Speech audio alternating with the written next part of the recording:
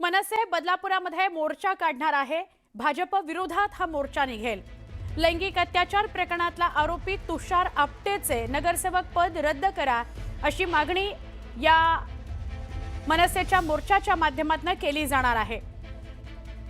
मनसेने ही मागणी केलेली आहे की तुषार आपटे हा बदलापूर लैंगिक अत्याचार प्रकरणातला आरोपी आहे। भाजपच्या या नियुक्तीचा मनसेने निषेध केलेला आहे आणि त्यासाठी मनसे आज बदलापुरामध्ये मोर्चा काढणार आहे। भाजपच्या या नियुक्तीचा निषेध मनसेने केलाय। तुषार आपटेचं नगरसेवक पद रद्द करावं अशी मागणी मनसेने केलेली आहे आणि त्यामुळे मनसे मोर्चाच्या माध्यमातून आक्रमक होताना दिसणार आहे। मनसेचे नेते अविनाश जाधव यांनी ही मागणी केली आहे।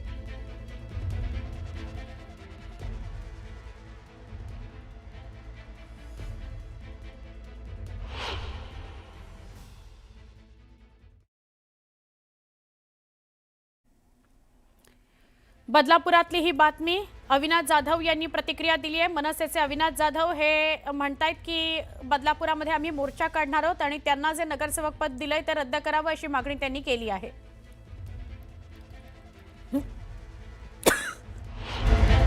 याच्यावरनं या पक्षाची मानसिकता कळते। हा माणूस ह्या माणसाला त्यावेळेला त्या मुलीच्या आई वडिलांनी किंवा इतर पॅरेंट्स लोकांनी आधी कळवलं होतं की तो जो ज्याने त्या मुलीवर लैंगिक अत्याचार केला तो अशा प्रकारची कुठली तरी कृत्य करतोय। त्यावेळेला हा आपटे या आपटेने त्या लोकांना त्या कुटुंबाला तिथनं हकलून दिलं होतं आणि त्याच्यानंतर जे काही घडलं अख्ख्या महाराष्ट्राने देशाने पाहिलं। त्याच्यानंतर हजारो तरुण हे रस्त्यावर उतरले, रेल्वेचं आंदोलन झालं। आजही अनेक लोक, अनेक महिला, अनेक तरुण या केसमध्ये आजही कोर्टात जात आहेत आणि मला असं वाटतं की अशा व्यक्तीला जर तुम्ही बदलापूर सारख्या शहरामध्ये जर नगरसेवक पद देणार असेल तर आम्ही त्याचा निषेध करू। भारतीय जनता पक्षाला विनंती आहे की ताबडतोब त्याला नगरसेवक पदावरून हटवावं, नाहीतर तुमची गाठ ही आमच्याशी आहे। अशा फालतू लोकांना जर तुम्ही पुढे करणार असाल तर ते योग्य नाही आहे। तुम्ही एका बाजूला बदलापूरमध्ये काँग्रेसच्या विरोधात प्रचार केलात, आज त्याच काँग्रेसच्या नगरसेवकांना तुम्ही तुमच्यात घेतलं। MIMला विरोध केलात, MIMच्या पाया पडलात सत्तेत बसण्यासाठी। मला असं वाटतं की काय नक्की भारतीय जनता पक्षाचं या राज्यात चालू आहे। सो जर आपटेंच्या बाबतीत निर्णय बदलला गेला नाही तर बदलापूरमध्ये एक महामोर्चाचं आयोजन महाराष्ट्र नवनिर्माण सेनेकडनं केलं जाईल। माझं मत आहे RSS बदलापूरच्या शाळेतील 2 चिमुकल्यांवर लैंगिक अत्याचार प्रकरणामध्ये आरोपीला भाजपकडून स्वीकृत नगरसेवक पद दिलं गेलेलं आहे। शाळेचा सचिव तुषार आपटे हा भाजपचा स्वीकृत नगरसेवक झालेला आहे। बदलापूरमधील खासगी शाळेतील 2 चिमुकल्यांवर करण्यात आलेला अत्याचार आणि त्यानंतर बदलापुरात जे आंदोलन झालं ते संपूर्ण देशानं पाहिलं। या प्रकरणातील खासगी शाळेचा सचिव असलेले तुषार आपटे यांच्यावर विविध कलमांतर्गत गुन्हा दाखल करण्यात आलेला होता। त्याचबरोबर अनेक दिवस ते कारागृहातही होते। त्यानंतर त्याला जामीन मिळाला आणि तो बाहेर आला। मात्र याच तुषार आपटेला भाजपकडून बदलापूर नगर परिषदेमध्ये स्वीकृत नगरसेवक पद देण्यात आलंय। त्यामुळे बदलापूर शहरासह राजकीय वर्तुळात संताप नोंदवला जातोय। भाजपनं कोणत्या आधारावर तुषार आपटेला स्वीकृत नगरसेवक पद दिलं असा सवाल बदलापूरमधून उपस्थित होतोय। देशभरामधल्या अलीकडच्या काही घटना आपण पाहिल्या असतील तर या देशातल्या अनेक भागातले अशा प्रवृत्तीचे लोक जे राष्ट्रीय स्वयंसेवक संघाशी संबंधित आहेत, बहुसंख्य लोक यातले, त्यांना आपल्या पक्षात घेऊन प्रतिष्ठा द्यायची हे भारतीय जनता पक्षाचं एक राष्ट्रीय धोरण दिसत आहे मला। ज्या शाळेच्या आवारात झाला किंवा शाळेच्या खोलीत झाला त्या शाळेच्या संचालकांची काहीच जबाबदारी नाही का? त्यानंतर शाळेचे संचालक फरार झाले, मग ते ठरवून सरेंडर झाले। आता आम्हाला तर असं वाटलं की ते अजून जेलमध्येच आहे, पण आता तुमच्या माध्यमातून कळते की ते नगरपालिकेच्या सभागृहात रवींद्र चव्हाण त्यांना घोड्यावर बसून घेऊन चालले। काय चाललंय या महाराष्ट्रामध्ये? संपूर्ण देशामध्ये हे सुरू आहे। जे आपटे नावाचे गृहस्थ आहेत RSS आणि भाजपशी संबंधित, त्यांना लैंगिक अत्याचाराबद्दल काय भाजपने बक्षीस दिलंय का? इनाम दिलंय का? पूर्वी इनाम द्यायचे. तर अशी कृत्य करणाऱ्यांना इनाम ते निर्दोष सुटलेत का अद्याप? नाही. जर न्यायालयात खटला चालून त्यांचं निर्दोषत्व सिद्ध झालं असतं तर त्याच्यावरती कदाचित आम्ही नसतो बोललो. पण अजून खटला पेंडिंग आहे. खटला चालवू दिला जात नाही भाजपकडून, हे पण तुम्हाला मी सांगतो. आणि भविष्यामध्ये यांना सुद्धा मुख्यमंत्री क्लीन चिट देतील. तुम्ही महाराष्ट्राच्या संस्कृतीवरती थुंकताय. महाराष्ट्राची संस्कृती आहे त्याच्यावर तुम्ही थुंकताय. काय संदेश देताय तुम्ही देशाला? आणि तुम्ही महाराष्ट्राचे रक्षण करते आहात. तुम्ही महाराष्ट्राचे राज्य करते आहात. हे तुमचं काम आहे. अत्यंत घृणास्पद प्रकार भारतीय जनता पक्षाने केलेला आहे. आमदार रोहित पवारांनी बदलापूर प्रकरणावरून भाजपवर हल्लाबोल केलाय. बदलापूर लैंगिक शोषण प्रकरणातील 6 आरोपी असलेल्या तुषार आपटेला स्वीकृत नगरसेवक करणाऱ्या महाराष्ट्र भाजपला किमान जनाची नाही तर मनाची तरी वाटायला हवी. नगरसेवक निवडून आणण्यास मदत केली म्हणून अशा लोकांना स्वीकृत नगरसेवक पद दिलं. अजून किती खालची पातळी गाठणार? यातून भाजपला काय संदेश द्यायचा आहे? अशा प्रवृत्तीचा जाहीर निषेध. हे सगळं बघता बलात्कारी नेत्याला वाचवण्यासाठीच अक्षय शिंदेचा एन्काउंटर नाही खून केला असंच आता म्हणायचं का? जनता हे सगळं विसरते, हे मात्र मोठं दुर्दैव आहे. रोहित पवार यांनी हे ट्विट केलंय.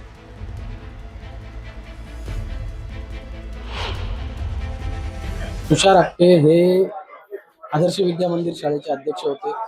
25 वर्ष ते 9 वर्ष स्वागत यात्रेचं आयोजन करतात. तुषार आपटेंचा जो फॉर्म आहे तो कलेक्टर ऑफिसने मंजूर केलेला आहे आणि त्यांनी आमच्या भारतीय जनता पार्टीचे जे काही नगरसेवक आहेत त्यावेळेला त्यांनी उमेदवारी देखील मागितलेली, त्यांना उमेदवारी दिली नाही. आणि जो काही निर्णय वरिष्ठांकडून आलेला त्यानुसार त्यांना उमेदवारी दिली आणि त्यांचा फॉर्म कलेक्टर ऑफिसने मंजूर केलेला आहे. बदलापूरच्या लैंगिक अत्याचार प्रकरणातला आरोपी तुषार आपटे याला भाजपनं स्वीकृत नगरसेवक केलं असं नाही तर स्थानिक लेवलला मला बघायला लागेल. प्रत्येक गोष्टीची माहिती, काल मी प्रवासामध्येच आहे त्यामुळे मी माहिती घेणारी तुमच्याशी चर्चा करेन. तमिळनाडूतील भाजप नेते अण्णामलई यांनी मुंबईबाबत वादग्रस्त विधान केलं. मुंबई महापालिकेच्या निवडणुकीमध्ये अमराठी मतदारांना आकर्षित करण्याकरता भाजपनं उत्तर प्रदेश, बिहार यासह देशातील अन्य राज्यांमधील नेत्यांना प्रचारात उतरवलं. तमिळनाडूतील भाजप नेते के अण्णामलाई यांनी मुंबईतील वॉर्ड क्रमांक 47 इथं प्रचार केला. यावेळी त्यांनी Bombay is not Maharashtra city असं वादग्रस्त विधान केलंय. या विधानामुळे नवाच वाद निर्माण झालाय. महापालिका निवडणुकीच्या प्रचाराकरता मुंबईत आलेले भाजपचे नेते अण्णामलाई यांनी एका मुलाखतीमध्ये मुंबईचा उल्लेख बॉम्बे असा केला आणि इतक्यावरच ते थांबले नाहीत, तर त्यांनी बॉम्बे महाराष्ट्रातलं शहर नाही तर ते आंतरराष्ट्रीय शहर आहे असा उल्लेख केला.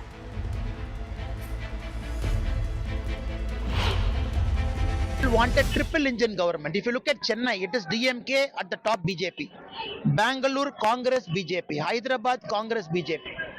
Here we are looking at the only city in our country where a triple engine Sarkar is possible. Modi ji at the center, Devendra Fadnavis at the state, and the BJP mayor and BMC. Because Bombay is not a Maharashtra city, it is an international city. And this city has got a budget of 75,000 crore, not a small money. Chennai's budget is 8,000 crore. Bangalore is 19,000 crore. You need good people sitting in the administration to manage the finance. आणि महाराष्ट्राचे मुख्यमंत्री देवेंद्र फडणवीस जे म्हणतात की सूर्यचंद्र असेपर्यंत मी मुंबईला महाराष्ट्रापासून वेगळं होऊ देणार नाही. बरं का?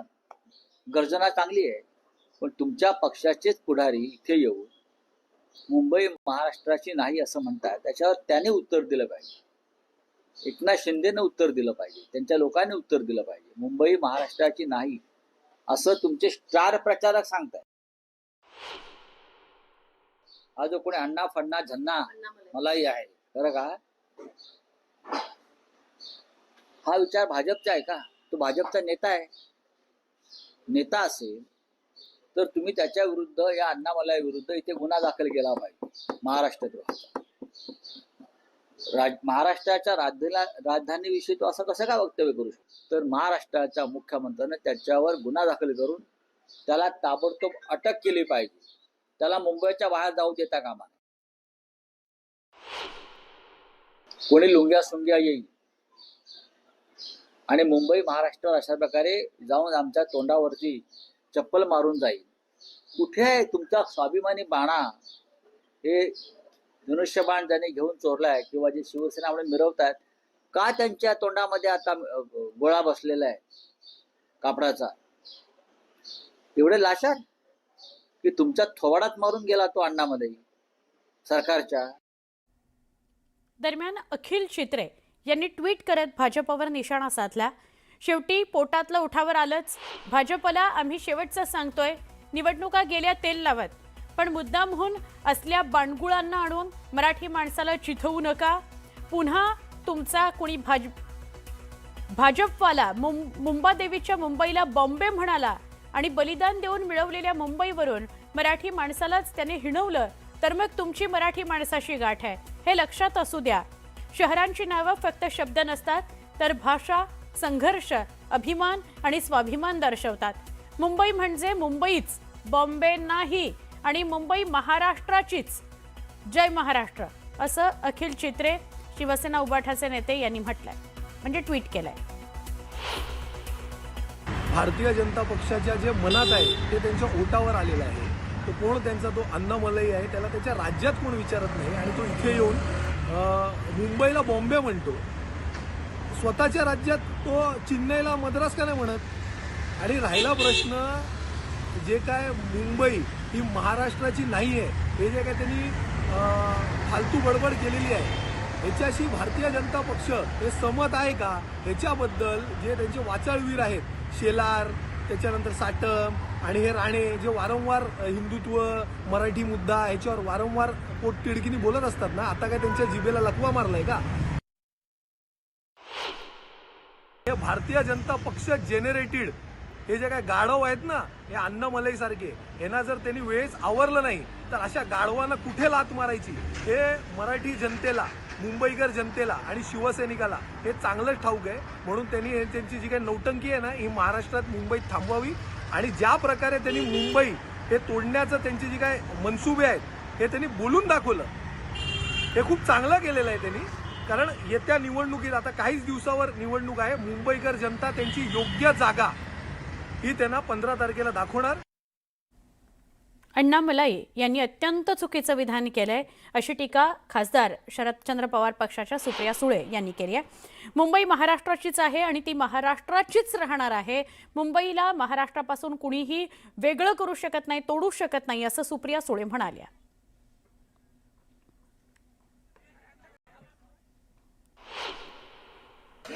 अर्थातच चुकीचं आहे. मुंबई ही महाराष्ट्राचीच आहे आणि महाराष्ट्राचीच राहणार. आणि कोणी त्याच्या विरोधात कट कारस्थान केलं तर आमच्या शेवटच्या श्वासापर्यंत आम्ही मुंबई ही महाराष्ट्रात ठेवण्यासाठी कितीही किंमत मोजावी लागली, आमचा जीव घेतला तरी चालेल, पण आम्ही मुंबई महाराष्ट्रातून बाहेर जाऊ देणार नाही. मोठ्या बातमीकडे आपण वळतोय. न्यूज 18 लोकमतच्या बातमीवर अखेर शिक्कामोर्तब झालेला आहे. तत्कालीन विरोधी पक्षनेते देवेंद्र फडणवीस आणि नगरविकास मंत्री एकनाथ शिंदे यांना खोट्या गुन्ह्यात अडकवण्याचं षडयंत्र रचलं गेलं होतं. माजी डीजीपी संजय पांडे यांनी 2016च्या ULC घोटाळ्यामध्ये देवेंद्र फडणवीस आणि एकनाथ शिंदे यांना अडकवण्याचा कट रचला होता. न्यूज 18 लोकमतनं या प्रकरणाची पाळंमुळं खणून काढली होती.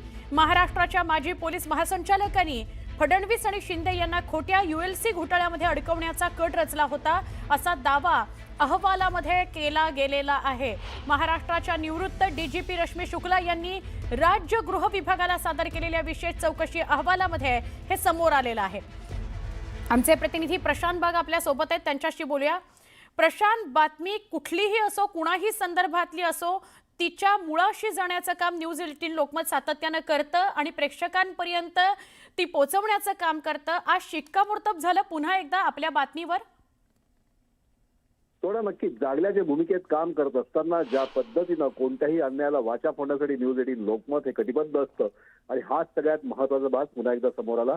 या पूर्ण प्रकरणामध्ये खरा ट्विस्ट ज्या वेळेस आला, खरं तर 2016चा गुन्हा, पण या पूर्ण प्रकरणामध्ये 16 डिसेंबर 2024ला न्यूज 18 लोकमतनं स्टिंग ब्रेक केलं आणि त्या स्टिंग मध्ये काही पोलीस अधिकारी, या तपासामध्ये अधिकारी, की कशा प्रकारे देवेंद्र फडणवीस जे तत्कालीन विरोधी पक्षनेते होते आणि तत्कालीन उद्धव ठाकरे सरकारमधले मंत्री एकनाथ शिंदे या दोघांना अडकवण्याचं षडयंत्र करण्यात आलं होतं. आणखी या षडयंत्राचे सूत्रधार जे होते ते तत्कालीन पोलीस महानिरीक्षक म्हणजे पोलीस महासंचालक महाराष्ट्र राज्य पांडे हे स्वतः होते आणि याचमुळे या प्रकरणाची पाळंमुळं आणखी त्याचं गांभीर्य अत्यंत वाढलं होतं. जे स्टिंग न्यूज 18 लोकमतनं ब्रेक केलं होतं या स्टिंग नंतर खूप मोठा गदारोळ झाला होता. त्यानंतरच्या डिसेंबर 2024च्या हिवाळी अधिवेशनामध्ये नागपूरला या विषयावर प्रचंड मोठा गदारोळ झाला. सभागृह बंद पडायची वेळ आली होती.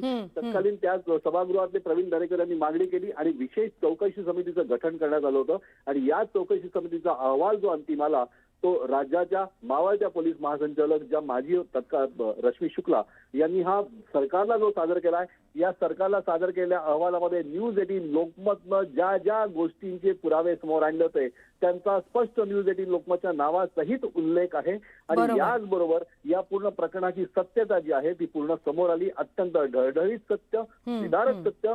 संजय पुनामिया यांनी दिलेला लढा, संजय पुनामिया यांच्यावर झालेला अत्याचार, आणखी त्यांनी फोडलेली वाचा या सगळ्या प्रकरणामध्ये मंत्रालयापर्यंतची पाळंमुळं खणून काढली गेली. अनेक गोपनीय आदेश सुद्धा खोटे कसे आहे ते मुंबई उच्च न्यायालयामध्ये सुद्धा सादर झालेल्या कागदपत्रांमध्ये स्पष्ट झालं. बनावट कागदपत्रांच्या आधारे सरकारी वकीलपत्र घेतल्याचंही समोर आलं. अनेक धक्कादायक पुरावे समोर आले. अर्थातच न्यूज 18 लोकमत तू म्हटलीस त्यानुसारच सगळी पाळंमुळं खणून काढण्यामध्ये न्यूज 18 लोकमतनं सातत्य ठेवलं होतं, पाठपुरावा केला होता आणि अखेर रश्मी शुक्ला यांनी सादर केलेल्या अहवालाने याच्यावर पुन्हा एकदा शिक्कामोर्तब केलं. नक्की धन्यवाद. आपण प्रशांत माहिती दिली त्याबद्दल. आता आपण काही प्रतिक्रिया या संदर्भातल्या आलेल्या आहेत त्या बघूयात. की आज उद्धव मामूला कुठे तोंड दाखवायची जागा राहिलेली नाहीये की कशा प्रकारे या ठिकाणी संजय पांडेवरती दबाव आणून संजय पांडेंनी पोलिसांवर दबाव आणून मुख्यमंत्री फडणवीस साहेब आणि उपमुख्यमंत्री एकनाथ शिंदे साहेबांना खोट्या गुन्ह्यामध्ये या ठिकाणी गोवण्याचा काम त्यांनी केलं होतं. पण याच्या पुढे जाऊन माझी अशी मागणी राहील की संजय पांडे कुणाच्या इन्स्ट्रक्शन्सवरती कुणाच्या आदेशावरती काम करत होता आणि त्या ठिकाणी संजय पांडेची सुद्धा कसून चौकशी झाली पाहिजे. संजय पांडेची सुद्धा या ठिकाणी फॉरेन्सिक आणि या ठिकाणी ब्रेन मॅपिंग टेस्ट त्यांच्या केल्या गेल्या पाहिजेत. नाम बडे और दिल के छोटे उद्धव ठाकरेंसाठी या ओळी इतक्या समर्पक आहेत. खरं म्हणजे लोकशाहीच्या गोष्टी उद्धव ठाकरे करतात पण हेच मुख्यमंत्री असताना देवेंद्रजींना अटक व्हावी यासाठी खोट्या गुन्ह्यात अडकवण्याचा प्रयत्न उद्धव ठाकरे यांनी केला. त्याचं कुभांड आता सगळं फुटलेलं आहे. लोकशाहीच्या गप्पा मारता पण प्रत्यक्षामध्ये आपल्या विरोधकांना पूर्णपणे नेस्तनाबूत करण्याचं खोट्या गुन्ह्यात अडकवण्याचं इतकं कपटी कारस्थान हे उद्धव ठाकरे यांनी केलं होतं. ही वस्तुस्थिती आहे. जे खरं आहे ते मांडलं असेल. रश्मी शुक्लांनी शेवटी रेकॉर्डवर असतो सर्व. रेकॉर्ड हा क्रिएट असतो. मी आता हे बोललो रेकॉर्डवर आहे त्यामुळं रेकॉर्डवर असलेली गोष्ट त्यांनी मांडली असेल आणि काही गोष्टी खऱ्या असतील त्यावर त्या तथ्याच्या आधारावर या अधिकाऱ्यांनी अशी टिप्पणी केली असेल. रश्मी शुक्ला या राष्ट्रीय स्वयंसेवक संघाच्या कार्यकर्त्या त्यांचं अख्खं कुटुंब हे भाजप आणि राष्ट्रीय स्वयंसेवक संघाचे कार्यकर्ते म्हणून ते काम करतात आणि त्या वर्दीतल्या संघाच्या कार्यकर्त्या त्यांच्या अहवालावरती विश्वास ठेवता येणार नाही. तसं नसतं तर त्यांना एक्सटेन्शन दिलं नसतं ना. संघाच्या दबावामुळे दिलं ते काय दिलं. एक महत्त्वाची बातमी आहे. ठाकरे बंधूंची 12 जानेवारीला ठाण्यामध्ये सभा होणार आहे. म्हणजे पुन्हा ही संयुक्त सभा आहे. जशी मुंबईमध्ये सभा आहे तशी ठाण्यामध्ये सभा होतीये 12 तारखेला. शिंदेंच्या बालेकिल्ल्यामध्ये ठाकरे बंधू काय बोलतात हे बघणं महत्त्वाचं आहे. ठाण्यातील गडकरी रंगायतन चौक इथं ही सभा होणार आहे. दोघंही ठाकरे बंधू तिथं उपस्थित असतील. सभेकरता मुक्काम पोस्ट ठाणे असं पोस्टर ठाण्यात लावलं गेलंय. ठाकरेंची सभा मुक्काम पोस्ट ठाणे. मराठी जनांना आग्रहाचं निमंत्रण 12 जानेवारी संध्याकाळी 5 वाजता गडकरी रंगायतन समोर.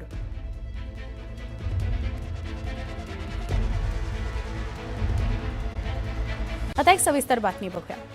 नवी मुंबईच्या दिघा आणि चिंचपाडामध्ये शिवसेनेकडून जोरदार प्रचार केला जातो. या भागातून चांदनी चौगुले आणि शुभम चौगुले हे बहीण भाऊ एकनाथ शिंदेंच्या शिवसेनेकडून निवडणुकीच्या रिंगणात आहेत. नगरसेवक झाल्यानंतर ते कोणकोणत्या कामांना प्राधान्य देणार आहेत याविषयी त्यांनी सूतोवाच केलं, ते बघूयात.